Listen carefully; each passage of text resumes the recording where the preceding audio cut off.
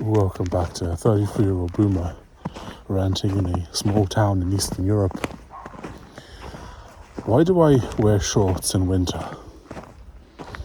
Let's talk about it. So I'm in this small town for a little while, and I have a tendency to wear shorts all the time, including in winter. Right now we're in the negative. It's quite snowy, as you can tell. And so it must be bizarre seeing a 6'4" man with an English accent walking around in shorts. In fact, I get all sorts of reactions. Typically, they'll kind of look at me thinking that I can't see them. And then if they're walking towards me, like in the opposite direction, as soon as they walk past me, they go, ooh, thinking I can't hear them or something. I don't know. I've even had people, typically the question is, aren't you cold? Classic.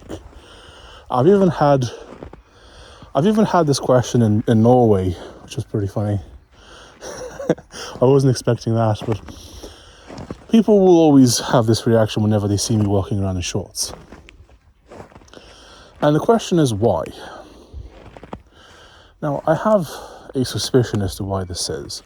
But first I want to talk about why it is that I wear shorts in winter, because I am aware that it is an aberrant thing to do. You see, I think that one of the biggest reasons why modernity sucks, why modern life is generally quite painful and unsustainable, is because people have it way too good. People have it way too easy. And even though you can look at the past and you can count all the bad things, like, oh, you had to do physical labor and blah, blah, blah, and you had to work in the elements. The reality is that your body was designed, it was built to do that, whether you believe in some sort of deity or some sort of scientific evolution, blah, blah, blah. Your body was not designed to sit in bed all day, eat Doritos and watch anime. As fun as that activity is to do, don't get me wrong. Your body was built to suffer. Your body was built to be used. And sometimes your body would be used in a very challenging way. What this looks like depends on where you're from. I'm European. Probably originally from quite north in Europe, even though I was born in Romania. And as a result, my body should be cold a lot of the time in winter. That's what it should be doing. Instead, if you live a modern life, you will have central heating at your house. You go into your heated car, which takes you to your heated office, where you do your heated work, and then you go to a heated bar where you, let's say maybe you go for lunch to a cafe or something, where it's heated and warm, where you have your food that you had to do nothing for, nothing physical, and then you go back to your work, and then you end up back home, and you sit in comfy slippers, and you snuggle up with your favorite duvet or whatever, and you watch some stuff on TV, or you watch some live streams or whatever. The problem with this attitude is that it is fundamentally incompatible with what you should be doing on a physical level. What you should be doing, if you look back at a pre-agrarian society, so we're talking, farming has been around for maybe 7,000 years. That's probably quite generous. So about 5,000 BC, 3,000 BC, whatever, is when farming really kind of became a meme. But before that, humans were hunter-gatherers. And by the way, you can be religious and also believe this. I have friends who are biologists who are also Christian, and they believe that God initiated the evolutionary process. Now, your day would look something like this. You would wake up with the sun, and I'm going to be speaking generally about like Europe-ish kind of area because that's what I'm familiar with. You'd wake up with the sun. You had no way to preserve food. They didn't have refrigerators. Or at least they didn't have refrigerators that showed you ads. That comes later. And they would get up and they would go look for food for a few hours. The men would hunt, the women and the children would gather. They would look for like roots and fruit and all sorts of stuff they could find. None of it was really farmed. It was hunting and gathering. It's kind of like Minecraft, just so you understand the analogy. It was like playing Minecraft every day. And so this would take a few hours. No one was jogging. Everyone was either walking with carrying stuff on their back or sprinting when catching prey. And then they would catch whatever they could find. They would bring it all back to the tribe, where the food would be cooked, prepared, and then the entire tribe, 100, 150 something people, would eat together, communally. This did a bunch of things. Right, and once they finished eating, the rest of the day was leisure because you didn't want to burn calories unnecessarily. And so most of the time after they had their food, which was in one big meal, typically around noonish, then the rest of the day was typically leisure, so that you don't burn off more calories than you need because you needed the calories, because food was difficult to find. You see, this process would have been very, very enriching, very satisfying, because everyone contributed in a meaningful way to the tribe. Right? Like someone like me would have caught a boar or something, and so everyone was eating boar, and that was because of me. I did that. My wife would have found some really nice berries. Everyone was loving the berries. She did that. She contributed, I contributed, we all contributed in a meaningful, obvious way. And this will make you very happy, by the way. I made a video about this a few days ago about how you live in a body, you shouldn't ignore that, how physical activity, meaningful, constructive physical activity is pretty peak when it comes to happiness and meaning. Like yard work and improving, like, cutting some wood for winter, or like doing stuff like that is incredibly meaningful, because that's how we're wired to function. And so what the day looked like for the average human was wake up, do a bunch of physical effort. You get to eat at the end of it, hopefully, and then you get to fast, and then you fast until the next day. So OMAD is what I'm talking about from a diet perspective, which is also what I started doing a while ago, and it's fantastic. It's because in a natural sense, you wouldn't have access to food all day. You had a bunch of food, you'd eat it so it doesn't spoil, and then that's it. That's your food for the day. And we haven't evolved, as people say. Oh, we're different now. Not really, no. We're not. We're pretty much the same as the hunter-gatherers. And I've made arguments for this in the previous video as to why that is. Shame being the primary one, where if you do something shameful, you will feel shame, even if you're in the middle of a massive city where no one knows you. And this is a hangover from living in a tribe where doing something embarrassing could have been game over for you, because you only knew about 100 to 150 people throughout your life. And so we haven't evolved, we haven't changed. And the reason, And thus we come back to the reason why I wear shorts. It is because I want to suffer. I want to suffer ideally in a controlled way where I get to intentionally make my life a bit harder. So what if it's a bit cold? Who cares? Like I'm not walking around in minus 50 Celsius in shorts.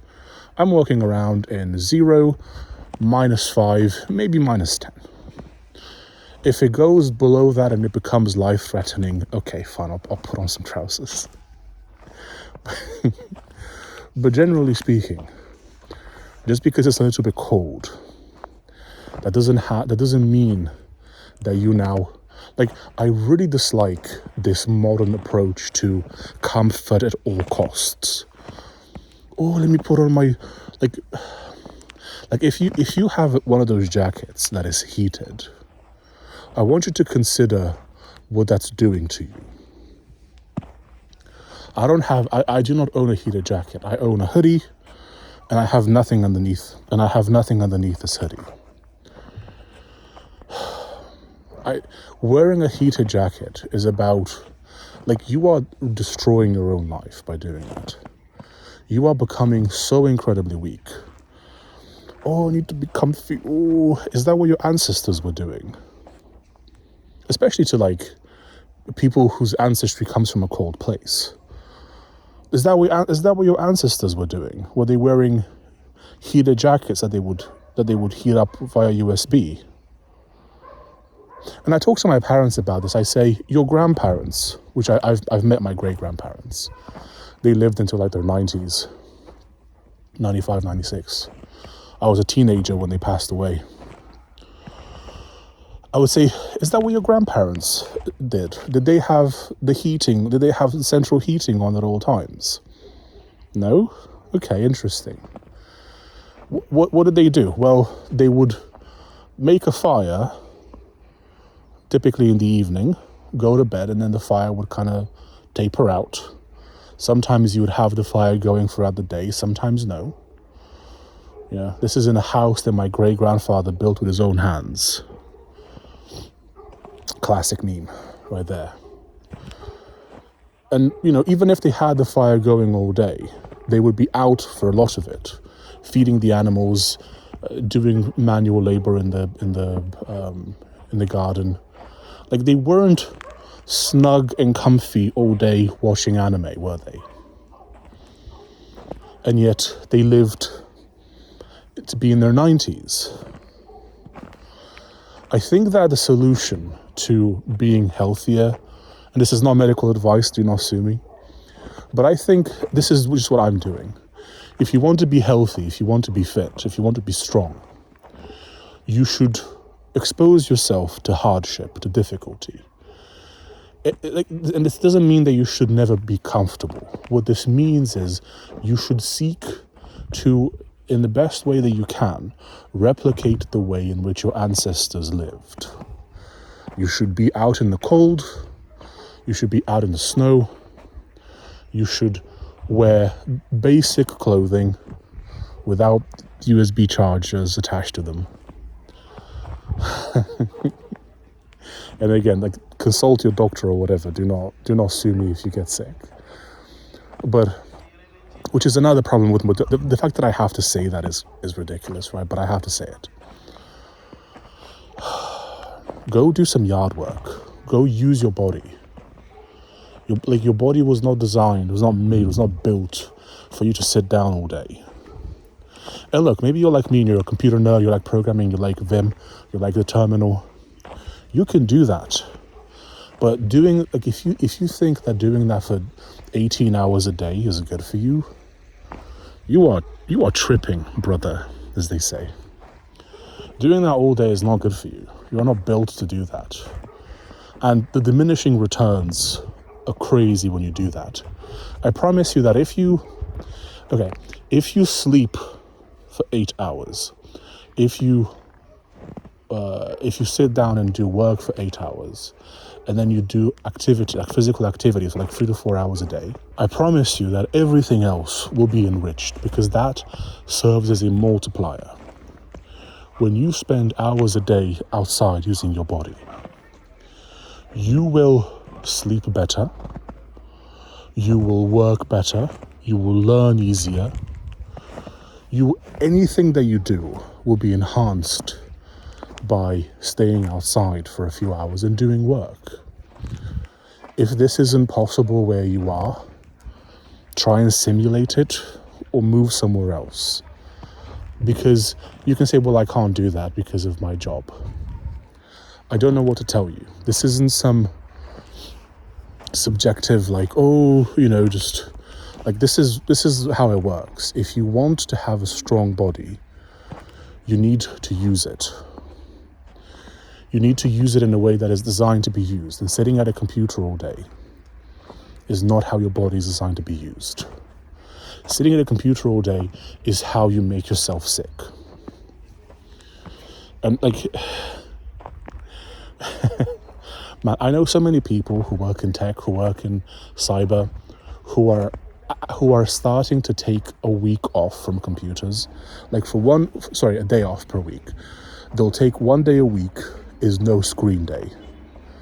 You're just not allowed to look at screens for the entire day. You go outside, you hike, you look at trees, you pet some stray dogs and hopefully don't get bitten. You do activities that your body was supposed to be doing. And maybe, ideally, you do this every day to some degree, right? Like I try to do a minimum of 2 hours per day of general activity, walking, hiking, moving stuff, doing stuff in the yard whenever I have access to one. Because I want to be healthy, I want to be strong. And I've made mistakes which have led me to be overweight. Quite chubby. You can tell by my cheek. Even my cheeks are always been pretty chubby, but you can tell that I'm a big boy. And I don't want that to be the case. I want to be big and strong. Well, I'm already big. I want to be big and healthy and strong. And I want my ancestors to look down at me and be proud. To go, yes, all the suffering that we went to was worth it. All the surviving through European winters and working ourselves to the bone and just being poor forever, right? That was worth it. We produced descendants who are worthy. And I want that to be the case. And I don't think that is the case right now. They could be proud about some things that I've done. But definitely in the physical realm, I don't think they're proud of me. And I want to fix that. And so that is why I wear shorts. I wear shorts in winter because it's hard. I don't feel cold every single time. I'm actually quite warm-blooded. If that's the correct term, I don't even know. I don't really feel cold. Like I wear shorts in like -10 and that's fine. But man, some people over there they're really talking your ear off, aren't they? They're speaking Agarthan, if you're wondering. I'm in Agartha right now.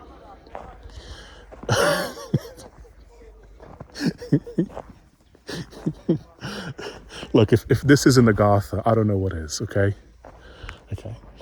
So even when I feel uncomfortable in shorts, I still wear shorts because I want to be uncomfortable. I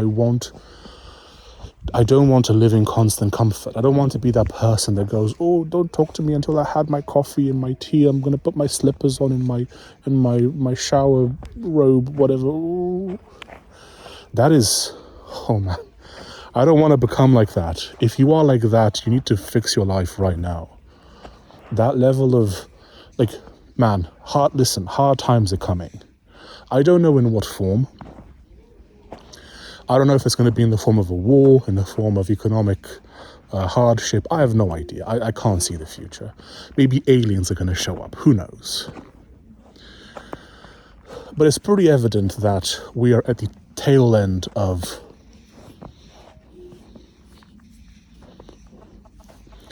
But it is pretty evident that we are at the tail end of the good times. Some people long ago who have been dead for a long time, who were strong, made good times. The boomers showed up and sold us all off so that they could have comfort and luxury. The weak people made, right, the hard times made strong people, and then the strong people made good times, and then the boomers showed up, and they were weak because they were the product of the strong people. That's just how it goes. And all this economic hardship, all these problems that we have are because the boomers were weak. And we now get to go through hard times because of that. Whether we like it or not. Maybe our children, our grandchildren, they might live in good times, and then they're going to be weak and spoiled, and they're going to ruin it. But in the meantime, we are at the tail end of the good times. We are headed into hard times. And if you want to thrive, if you want to be successful, if you want to be good, if you want to have a good life, not an easy life, because you're not going to have that, but a good life. If you want to have a good life, you need to be strong. You need to be strong in mind, in body, in spirit. You need to relinquish these boomerisms, these don't talk to me until I've had my coffee. Oh, let me put on some comfy slippers and a USB powered jacket. That's spiritual boomerism. That's you know when you watch the Hunger Games and you see the people from the Capitol who are gorging themselves where everyone else is starving, and who then drink a drink that makes them throw up so they can eat more, and you feel completely disgusted by these people. That's who most people are now. Just so we're clear, if you live in extreme comfort at all times, you are of the capital.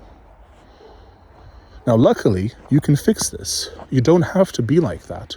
That is the tragedy, you see. That is the tragedy of the citizens of the capital. They could have stopped being like that at any point. They didn't have to be like that. At any point, they could have woken up and gone, this is crazy. I should stop doing this. This is insane. But they never did, and so they were forced to when the rebels showed up. They were forced to now not be of the capital. And this is where you are. This is where we are right now. We're at the period before the rebels show up. Again, I don't mean that in a military sense. I don't know if it's going to be a war or whatever. But what I do mean is that you are at the tail end of the good times, and you can choose to make your life more difficult. You can choose to better. You can make better choices. You can choose to be healthy. You can choose to be strong. You can choose to learn. You can choose to read, and so that when the hard times really show up, you're going to have an easier time dealing with it. If right now you decide, you know what, maybe I don't have to have my central heating on at all times. Maybe I can just maybe I can just wear a jacket. Maybe I can just wear a sweater indoors. Maybe I could just wear a sweater indoors for a few hours a day. Maybe that's not going to kill me. Maybe that's not going to, do anything.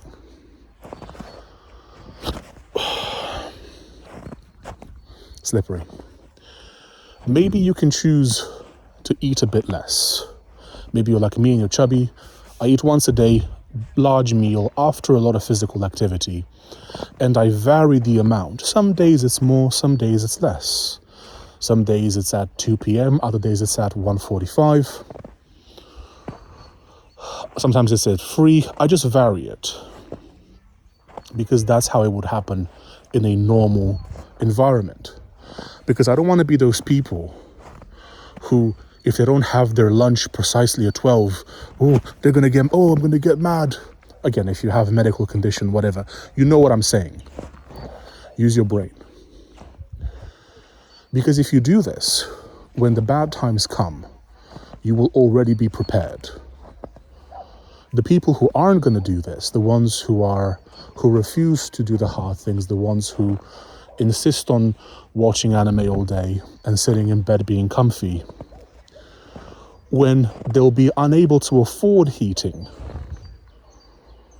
because of, I mean, that's already happening, right? The heating is already far more expensive than it was 10, 15 years ago.